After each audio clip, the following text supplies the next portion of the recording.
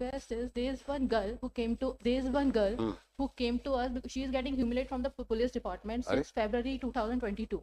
When she went to file her FIR, she has been beaten by the police. She is also present in. Where is she? Call her.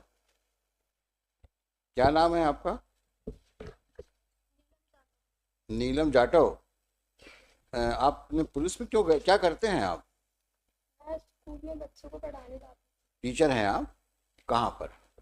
Golden Valley school है, private school, इसमें बच्चों को पढ़ाने जाती हूँ. ग्वालियर में ही school है? Golden Valley. ग्वालियर का है? ग्वालियर में है ना. तो किस थाने में आप रिपोर्ट करने गई थी?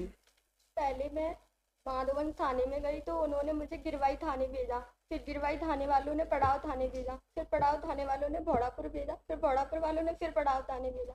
ऐसे 1 महीने तक मुझे घुमाते रहे. आपकी रिपोर्ट किस बाबत है? 376 की रिपोर्ट करवाई. ओहो, ये कब की घटना है? 1 महीने पहले गई थी मैं FIR लिखवाने, पर वो मैडम ने FIR नहीं लिखी मेरी और मेरे साथ मारपीट करने लगी. उसके बाद मैं रोते रोते SP ऑफिस गई और उसके बाद में ना उन्होंने SP के आदेश से मेरी FIR हो गई. फिर भी वो मुझे रात में बोलने लगी 8 बजे कि तुम FIR अभी भी करवाना चाहती हो, इतनी मार खा के तुम्हारी अकल ठिकाने नहीं आई. ऐसे फालतू फालतू बोलने लगी. मेरे जीजा जी मेरे साथ थे तो FIR हो गई. फिर सुबह फिर वो डराने लगी. जब 164 के बयान देने गई तो आरोपी के घर वाले और मैं और मेरे जीजा थे बस. उन्होंने फिर से मुझसे साइन करवा लिए कि साइन करो, नहीं करोगी तो तुम्हारा एक छोटा भाई है 4 बहनों पे, उसे मार डालेंगे. तो मैंने साइन कर दिया. फिर जब कोर्ट ने वो खारिज कर दिया तो वो फिर से परेशान करने लगे हमें. कभी कभी घर पर आ जाते हैं रात में, दिन में मेरे साथ बदतमीजी करते हैं. मेरा स्कूल पढ़ाना भी बंद करवा दिया उन्होंने. अब मैं घर पर बैठी हूँ, कहीं नहीं जा सकती. जैसे सहमती यानी सैंपल के लिए गई तो लड़के पीछा कर रहे हैं, स्कूल लाती हूँ तो पीछा कर रहे हैं. कभी भी घर पर आ जाते हैं मारने के लिए. जब गिरवाई थाने गई तो वो कहने लगे जब चोट आएगी, हमला होगा, खून निकलेगा तब FIR होगी. जब वो चाटे मारते हैं. और संजीदा मैम तो इतनी बेकार है, मुझे पैदल चलाने लगी. भोड़ापुर थाने से पड़ाव तक पैदल ही ले गई. दिन में घुमाने लगी जैसे कि धूप निकल रही और मुझे इस तरीके से ले जाने लगी और कहने लगी अगर तेरी अकल ठिकाने अब नहीं आई. CM हेल्पलाइन पे मैंने शिकायत कर दी थी, उससे वापस नहीं लिया तो भिंडे तक ले जाऊंगी तुझे, ऐसे बोलने लगी. फिर मैं रोने लगी. मैंने कहा मुझे घर जाने दो, नहीं जाने दे रही. फिर मैंने अपने एडवोकेट से बात की कि मैडम इनको समझा दो, ये मान नहीं रही. फिर उन्होंने बात की TI सर से. फिर मुझे 8 बजे घर छोड़ा गया. मेरी मम्मी भी रोने लगी, कहने लगी तो छोड़ दे, तो क्यों पड़ी है उनके पीछे, वो उस मैडम ने तेरा कितना कर दिया.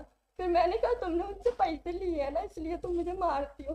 तो कहने लगी तू दे दे पैसे, फरियादी पार्टी भी पैसे दे दी, तू दे दे तो मैं उसे गिरफ्तार कर लूंगी, ऐसे बोलने लगी. It is very alarming. Today itself. And the misbehavior aspect also has to be very seriously looked into. Tell your assessment. You heard everything about her predicament. Look at her helplessness. Ensure that every possible action is taken on her complaint, and such officials who have misbehaved with her are taken for task. I'm posting it on Monday. No, Tuesday. And madam, you do one thing. You take her in the office of Mr. Raghuvanshi. Office means the additional AG's office here in the court premises, and let him take down the names of persons, lady officers or gents officer who have harassed her, and let her give it in writing so that he may address those harassments caused to her and report it to the SSP. And SSP is expected to take stern action against the persons who have misbehaved her, who have demeaned her status, who have also offended her and caused embarrassment. So you please take her to the, whenever Mr. Raghuvanshi is free, you take her to this chamber. Take her to this chamber.